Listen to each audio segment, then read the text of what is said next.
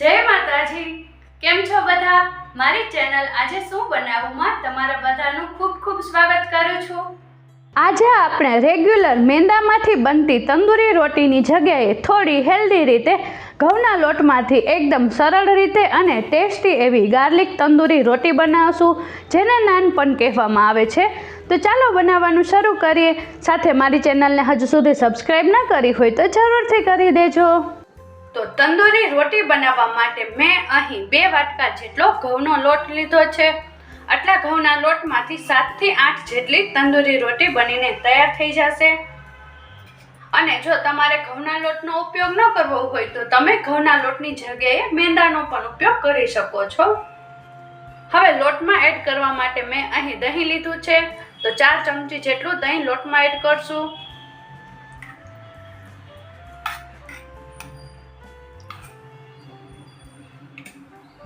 અડધી ચમચી જેટલો ખાવાનો સોડા લીધો છે, તેને એડ કરશું, જેને બેકિંગ સોડા પણ કહેવામાં આવે છે। અને જો સોડા અવેલેબલ ન હોય તો તેની જગ્યાએ તમે ઈનોનો પણ ઉપયોગ કરી શકો છો। સ્વાદ પ્રમાણે મીઠું એડ કરી દેશું અને મોણ માટે 1 પાવડા જેટલું તેલ એડ કરી દેશું અને અડધી ચમચી જેટલી ખાંડ એડ કરશું। અને હવે એકવાર બધી વસ્તુને હાથથી સારી રીતે મિક્સ કરી લેશું। તો બધી જ વસ્તુ સારી રીતે મિક્સ થઈ ગઈ છે। હવે થોડું થોડું પાણી એડ કરીને લોટ બાંધી લેશું। તો આપણે જેવો રોટલીનો લોટ બાંધીએ એટલો જ કઠણ લોટ બાંધવાનો છે। અને આપણે આ તંદૂરી રોટી ઘરમાં રહેલી વસ્તુમાંથી જ બનાવવાના છીએ। બહાર તો તંદૂરી રોટી બનાવવા માટે ઈસ્ટનો પણ ઉપયોગ થાય છે, પરંતુ આપણે દહીં અને સોડાનો ઉપયોગ કર્યો છે, તેથી આપણી રોટી પણ ખૂબ જ સરસ જાળીદાર બનશે।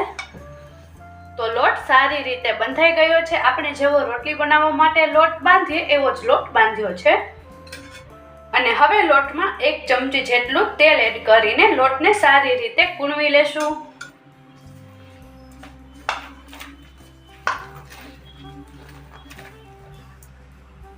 તો લોટ સારી રીતે કૂણવાઈ ગયો છે। હવે લોટને ઢાંકીને 15 થી 20 મિનિટ માટે રહેવા દેશું, જેથી આપણે જે સોડા એડ કર્યો છે તેનાથી લોટ સારી રીતે ફૂલી જાય।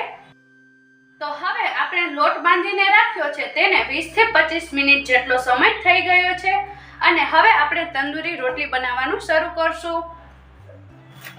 તો લોટને એકવાર સારી રીતે કૂણવી લેશું। અને આ જ લોટમાંથી તમે છોલે સાથે ખવાતા ભટુરે પણ બનાવી શકો છો। તો તમે જોઈ શકો છો કે લોટ સારી રીતે સોફ્ટ થઈ ગયો છે। હવે લોટમાંથી લુવું બનાવી લઈએ।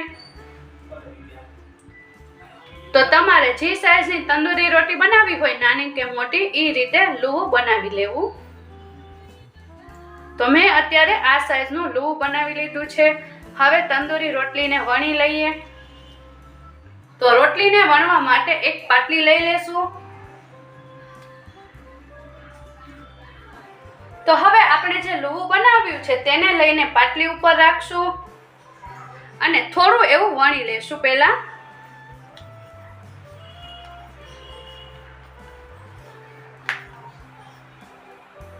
અને હું અત્યારે આ તંદૂરી રોટલી ગાર્લિક ફ્લેવરમાં બનાવવાની છું, તેથી મેં અહીં લસણને આ રીતે કટ કરીને લીધું છે।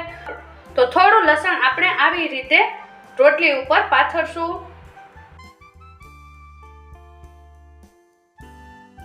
જો તમને પ્લેન તંદૂરી રોટી પસંદ હોય તો તમે પ્લેન પણ બનાવી શકો છો। હવે થોડી એવી ધાણા ભાજી એડ કરશું અને હવે થોડી એવી કસૂરી મેથી એડ કરશું અને થોડો એવો કોરો લોટ છાંટશું અને વેલણ લઈને હવે રોટલીને વણી લેશું।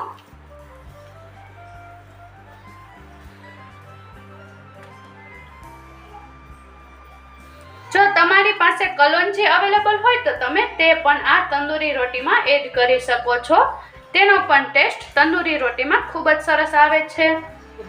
તો આપણી રોટલી વણાઈ ગઈ છે અને આટલી જાડી રોટલી વણવાની છે, વધારે પતલી નથી વણવાની. અને હવે રોટલીને આવી રીતે પાટલા ઉપર ફેરવી દેશું અને હવે પાછળના ભાગમાં સારી રીતે પાણી લગાવી દેશું. આ રોટલીને તૈયાર કરવાની થોડી અલગ રીત હોય છે. આવી રીતે પાછળના ભાગમાં પાણી આપણે લગાવશું, તેથી રોટલી લોઢી સાથે ચોટી જશે. તો પાણી સારી રીતે લગાવાઈ ગયું છે. હવે તંદૂરી રોટીને ચેડવી લઈએ. તો તંદૂરી રોટીને ચેડવા માટે એક લોઢીને ગેસ ઉપર ગરમ કરવા માટે મૂકી દીધી છે.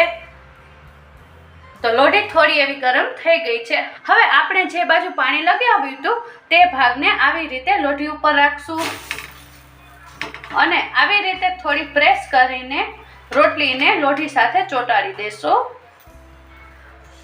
અને તંદૂરી રોટી બનાવવા માટે બને ત્યાં સુધી આવી રીતે હાથાવાળી જે લોઢી હોય તેનો ઉપયોગ કરવો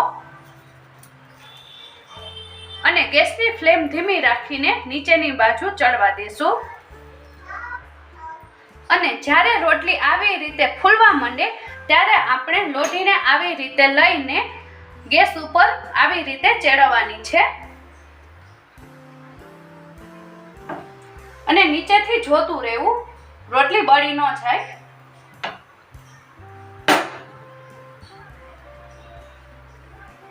તો આપણે આવી રીતે તંદૂરી રોટલીને તૈયાર કરવાની છે. તમે જોઈ શકો છો આપણે તંદૂરી રોટલીને આવી રીતે તૈયાર કરવાની હોય છે, તેથી હાથાવાળી લોઢીનો ખૂબ જ જરૂરી છે. તો તમે જોઈ શકો છો કે આપણી એકદમ સરસ તંદૂરી રોટલી બની ગઈ છે. અને હવે રોટલીમાં ઉપરથી ઘી લગાવી દેશું. તમે બટરનો પણ ઉપયોગ કરી શકો છો.